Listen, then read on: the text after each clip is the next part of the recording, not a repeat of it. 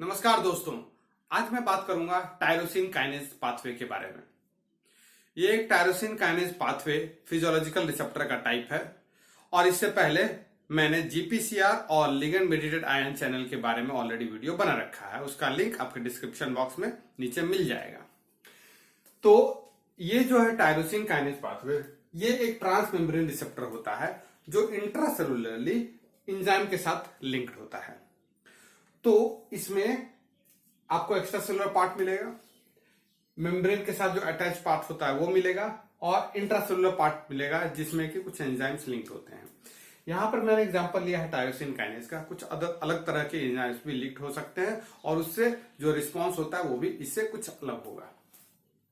तो अगर हमारे पास कोई रिसेप्टर है, ट्रांस मेम्ब्रेन रिसेप्टर है, तो उसका लिगेंड होना जरूरी है। उसका कोई लिगेंड होगा, कोई अगनिस्ट होगा जो उस रिसेप्टर पर बाइंड करेगा। कुछ कन्फॉर्मेशनल चेंजेस होंगे, स्ट्रक्चरल चेंजेस होंगे जिससे कि इंट्रासेलुलर एंजाइम एक्टिवेट होगा और कुछ सीरीज ऑफ इवेंट्स होते हैं जिसके बाद फिर एक्शन प्रोड्यूस होता है। तो वो हम देखेंगे।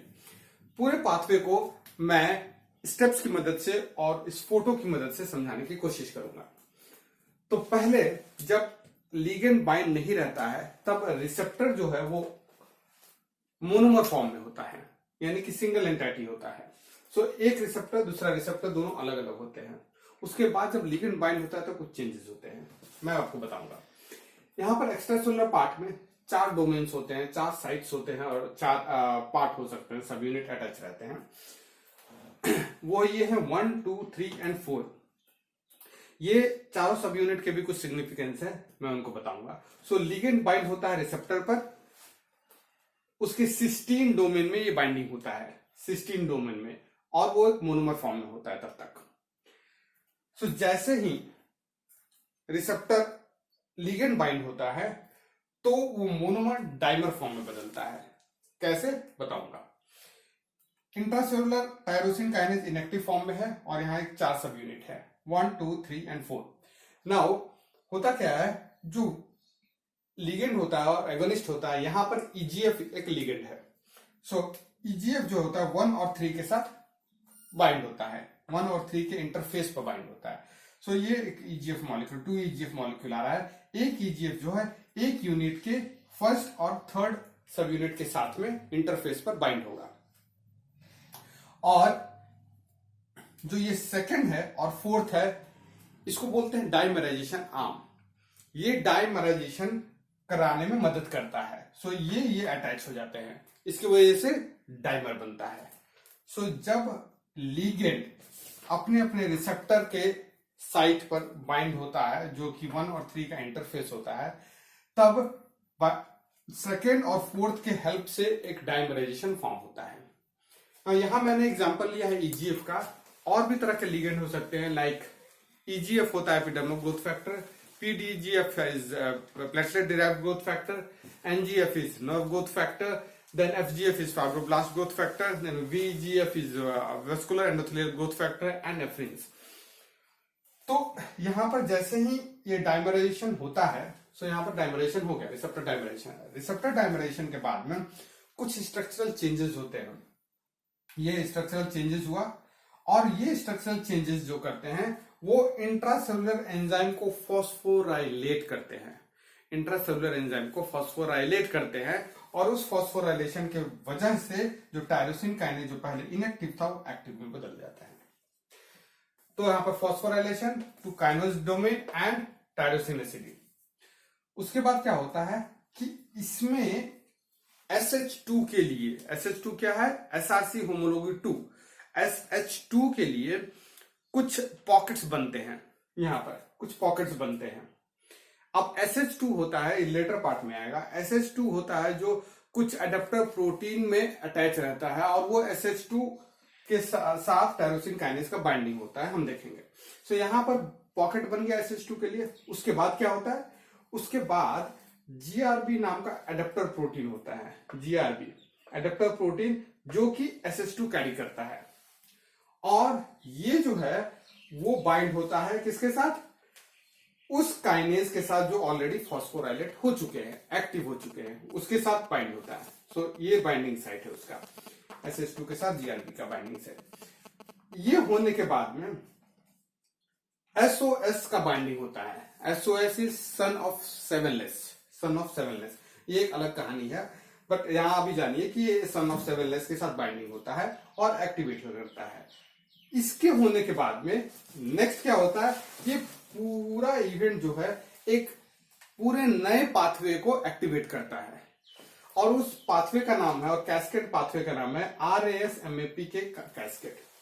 RAS क्या है? रैट सार्कोमा है। रैट सार्कोमा क्योंकि ये पहले बार पाया गया था रैट में, उसीलिए इसका नाम दिया गया rat sarcoma. So it's related with the cancer, उसीलिए उसका नाम दिया गया रैट सार्कोमा। अब ये रैट सार्कोमा MAPK कैस्केड को एक्टिवेट करता है। कैसे? इनिशियली RAS जो होता है वो मेम्ब्रेन से बाउंड होता है और वो GTP के साथ बाइंड फॉर्म में रहता है। जैसे ही एक्टिवेशन होता है GTP हटके GDP आता है और वो एक्टिवेट हो जाता है। ये एक्टिवेशन मदद करता है RAF के एक्टिवेशन को।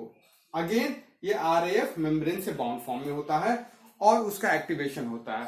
RAF क्या है? ये है रैपिडली एक्सिलरेटेड फाइब्रोसार्कोमा। ये भी अलग तरह का एक कैंसर के टाइप में आता है। तो इसका एक्टिवेशन होता है। अगेन इसका सब फुल फॉर्म डिस्क्रिप्शन बॉक्स में मिलेगा। सो इसका एक्टिवेशन होने के बाद में फर्दर ये फॉस्फोराइलेट करता है MEK को। MEK क्या है? M for MAPK and E is ERK extracellular signal regulated kinase. So MEK का फॉस्फोराइलेशन करता है। ये जैसे ही फॉस्फोराइलेट करता होता है, उसके बाद ये फॉस्फोराइलेट करता है MAPK को और एक्टिवेट करता है। MAPK is mitogen activated protein kinase. इसका एक्टिवेशन हुआ। सो यहां पर हम पहुंच गए GRP एडेप्टर प्रोटीन के साथ बाइंड हुआ टायरोसिन फॉस्फोराइलेटेड मॉलिक्यूल के साथ। ना उसके बाद एक्टिवेशन हुआ RAS-MAPK का। उसके बाद ये सिग्नल ट्रांसमिट करता है न्यूक्लियस में और वहां पर ट्रांसक्रिप्शन फैक्टर्स बनते हैं। mRNA की मदद से ट्रांसक्रिप्शन फैक्टर बनते हैं और कुछ स्पेसिफिक प्रोटीन बनाए जाते हैं, और वो जो प्रोटीन होते हैं वो अल्टीमेटली सेल के ग्रोथ को, प्रोलिफरेशन को, डिफरेंशिएशन को आगे बढ़ाने में मदद करते हैं। इसकी वजह से सेल डिफरेंशिएट और प्रोलिफरेट होता है। तो इसका सिग्निफिकेंस क्या है? सिग्निफिकेंस ये है कि सेल का डिफरेंशिएशन, प्रोलिफरेशन एक स्पेसिफिक स्पीड में होता है। उसके एक इनिबिटरी फंक्शंस होते हैं और स्टिमुलेटरी फंक्शंस भी होते हैं। लेकिन जब किसी वजह से अगर इनिबिटरी फंक्शन और इनिबिशन ऑफ सेल प्रोलिफरेशन काम नहीं करे तो सेल का प्रोलिफरेशन और डिफरेंशिएशन लगातार होते रहेगा और उस वजह से कैंसर का रूप आ जाता है। तो इसमें दवा बनाने में या फिर जो एंटी कैंसर ड्रग्स होते हैं वो कैसे मदद करेंगे?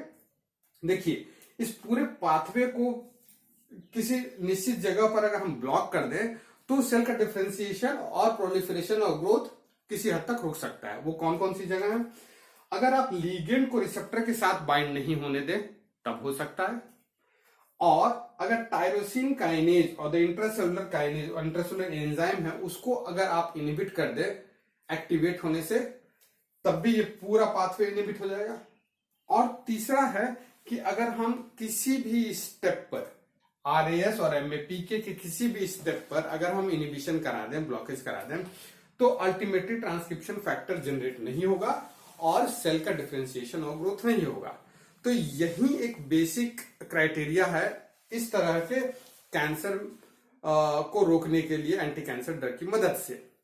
अदरवाइज टायरोसिन काइनेज का एक ये पूरा पाथवे है जहां पर एक्स्ट्रा सेलुलर पार्ट होते हैं, इंट्रासेलुलर पार्ट होते हैं और मेम्ब्रेनस पार्ट होते हैं, और लिगेंड बाइंड होता है, tyrosine kinase enzyme activate dimerisation होता है पहले, उसके बाद एक्टिवेशन ऑफ एंजाइम होता है, इंट्रासेलुलर एंजाइम, और वो अल्टीमेटली GRB प्रोटीन और SOS को एक्टिवेट करते हैं और वो RAS-MAPK को एक्टिवेट करके सेल डिफरेंशिएशन मदद करता है।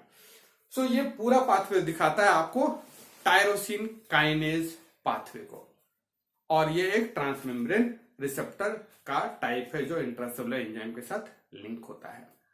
सो अगर आप ये स्टेप्स ध्यान देंगे और इसको एग्जाम में लिखेंगे और अगर ये फोटो साथ में बनाएंगे तो काफी पॉजिटिव इफेक्ट आ सकता है। सो धन्यवाद।